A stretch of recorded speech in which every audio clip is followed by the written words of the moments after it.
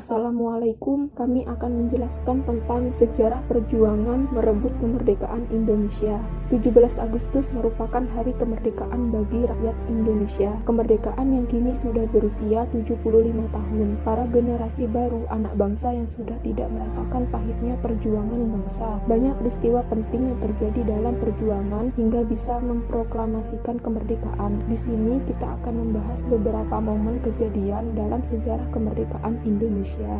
1. Masa pendudukan Belanda hingga Jepang. Dalam sejarah kemerdekaan Indonesia, tercatat Belanda mendirikan VOC, yaitu Kongsi Dagang Hindia Timur Belanda yang memiliki hak istimewa di Indonesia dalam urusan perdagangan. Mereka berhasil memonopoli perdagangan Indonesia, melakukan penindasan sampai pemerasan kepada rakyat. Walau di tengah jalan VOC dibubarkan, kolonialisme Belanda tak berhenti begitu saja. Mereka mendirikan pemerintahan Hindia Belanda yang membuat bangsa ini semakin sengsara karena sistem tanam paksa dan membangun fasilitas jalan di beberapa wilayah Pulau Jawa. Semakin hari tokoh-tokoh bangsa tak berhenti menyuarakan kemerdekaan. Mereka terus menggalang kekuatan untuk melawan dan berjuang hingga banyak yang gugur di medan perang. Hingga akhirnya Belanda berhenti menguasai Indonesia usai 350 tahun melakukan penjajahan. Namun, pada 1942, Belanda menyerahkan Indonesia kepada Jepang tanpa syarat dalam perjanjian Kalijati. Indonesia kembali diduduki oleh bangsa asing di tanahnya sendiri. Selama kurun waktu 3 tahun lebih, rakyat terus berjuang hingga secercah harapan untuk bisa merdeka muncul. 2. Jepang menyerah dari sekutu usai kalah di Perang Pasifik. Awan jamur yang dihasilkan ledakan bom atom Little Boy di Hiroshima pada 6 Agustus 1945. Bangsa Indonesia mulai di atas angin usai Jepang mengakui kekalahan dari sekutu. Mereka tak lagi dikdaya setelah 14.000 lebih rakyat menjadi korban akibat luluh lantahnya Hiroshima oleh bom atom pada 6 Agustus 1945 dan Nagasaki 3 hari setelahnya. Buntut dari peristiwa itu, Jepang siap melepaskan Indonesia. Setelah mendengar kabar tersebut, ditambah pasukan Jepang yang sudah diambang kehancuran, para tokoh senior kala itu langsung bergerak cepat guna menegaskan jika bangsa Indonesia ingin merdeka. Dalam sejarah kemerdekaan Indonesia mencatat, tokoh senior langsung menginisiasi berdirinya Badan Penyelidik Usaha-Usaha Persiapan Kemerdekaan Indonesia atau BPUPKI yang diketuai Dr. Aziman Widyodiningrat.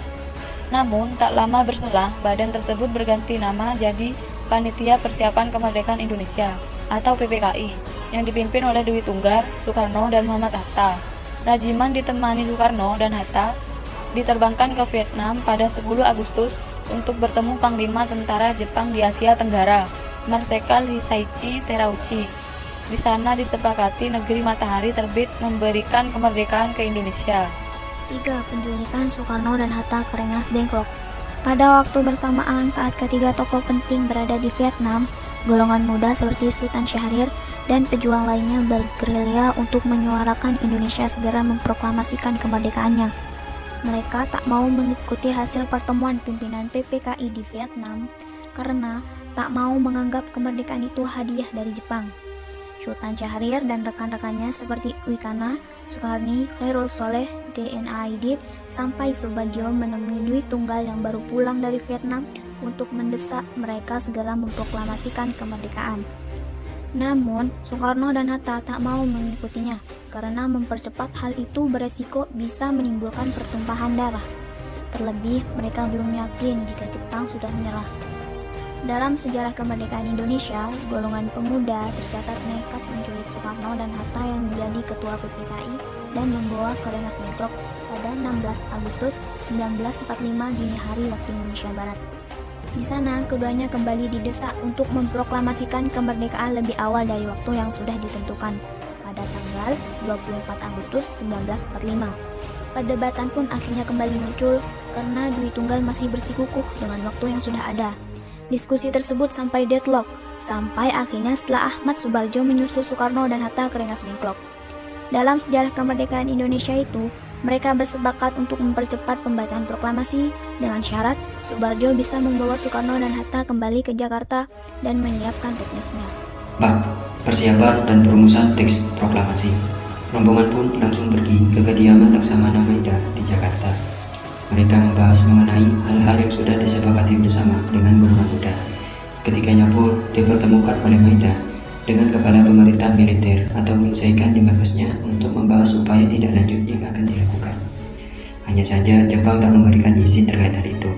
Jenderal Nishimura yang mewakili Shinseikan menemui ketiga tokoh tersebut melarang Indonesia memproklamasikan kemerdekaan. Mereka diminta tetap menjalankan semuanya seperti rencana awal dan tak mau ada perubahan status quo sambil menunggu kedatangan Suharto. Melihat gerakan tidak baik, ketiganya pun akhirnya memutuskan menggelar sidang PPKI untuk segera mempercepat waktu membacakan proklamasi Indonesia. Mereka bersama anggota PPKI dan beberapa golongan muda pun kembali ke rumah Maida untuk mempersiapkan hal tersebut, termasuk merumuskan teks proklamasi.